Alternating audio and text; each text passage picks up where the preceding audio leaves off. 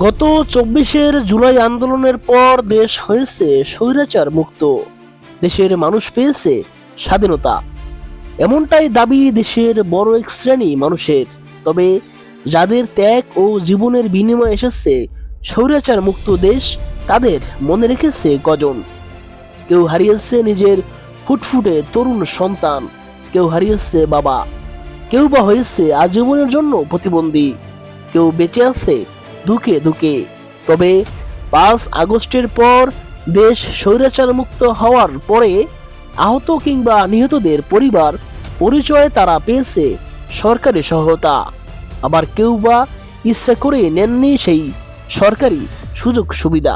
তারই মধ্যে একজন মোহাম্মদ নাসির জীবন ঝুঁকি নিয়ে পুলিশের বন্দুকের নলের সামনে সামান্য একটি টিনের ব্যারিকেড দিয়ে জীবন বাঁচিয়ে রাখার চেষ্টায়। তবে সেই নাসিরকে মনে রাখেনি কেউই। যখন জুলাইয়ের আহতদের কিংবা নিহতদের তালিকা তৈরি করা হয়, তখন কেউই খোঁজ নেননি সেই নাসিরের। এমনকি নাসিরও ইচ্ছে করে কারো কাছে যাননি সহায়তার জন্য। অনেকেই ধরে নিয়েছেন ভাইরাল সেই নাসির হয়তো বেঁচে নেই, আবার অনেকেই ভুলে গেছেন সেই নাসিরের কথা। দর্শক, অবশেষে সন্ধান পাওয়া গেছে সেই নাসিরের। চোখে হাজারো অভিমান নিয়ে নাসিরকে বলতে শোনা যায়, আপনারা কেউই আমার খোঁজ নেননি। এই এই এটা কি আপনারা মিডিয়া দেখেছেন? ওই যে এই যে দেখেছেন এটা মিডিয়ায়? না, আপনারা কি আমার খোঁজ নিছেন? আমি বেঁচে আছি না মরে গেছি? এত আপনার সাথে পুলিশের আমি ছিলাম। হ্যাঁ, এটা তো দেখেছেন না? এই যে বিখ্যাত ছবি এটা, যে পুলিশের সামনে একটা টিনের ব্যারিকেড দিয়ে সে দাঁড়ায় আছে।